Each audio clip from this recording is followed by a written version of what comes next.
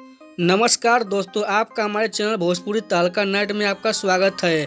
अगर दोस्तों आप चैनल पर नए हैं तो चैनल को सब्सक्राइब कर लें और वीडियो को लाइक ज़रूर करें, क्योंकि दोस्तों हमारे चैनल पर भोजपुरी की हर ताज़ा खबर आती रहती है। दोस्तों जुबली स्टार दिनेश लाल यादव निरहुआ जी की भोजपुरी फिल्म निरहुआ हिंदुस्तानी 4 को दोस्तों सिनेमा घरों में रिलीज किया जाने वाला, इसी के बारे में दोस्तों आप लोग को से बात करने वाले इस वीडियो में।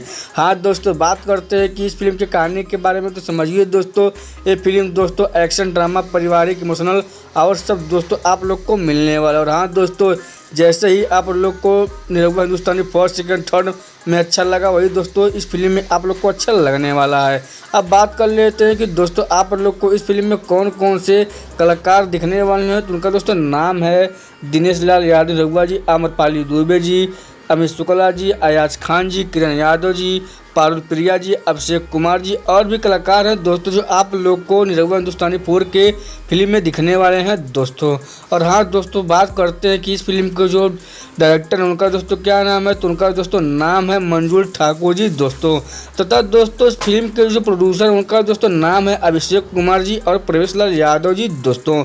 तो चलिए दोस्तों, अब आप लोग को बता देते हैं कि भोजपुरी फिल्म निरहुआ हिंदुस्तानी 4 को दोस्तों सिनेमा घरों में कब से रिलीज किया जाने वाला है दोस्तों। इस फिल्म को दोस्तों सिनेमा घरों में रिलीज किया जाने वाला है 15 अगस्त से, यानी कल से दोस्तों इंडिया के सभी नज़दीकी सिनेमा घर में रिलीज कर दिया जाएगा। हाँ दोस्तों, इंडिया के सभी नज़दीकी सिनेमा घर में 15 अगस्त से निरहुआ हिंदुस्तानी 4 को दोस्तों रिलीज किया जाने वाला है।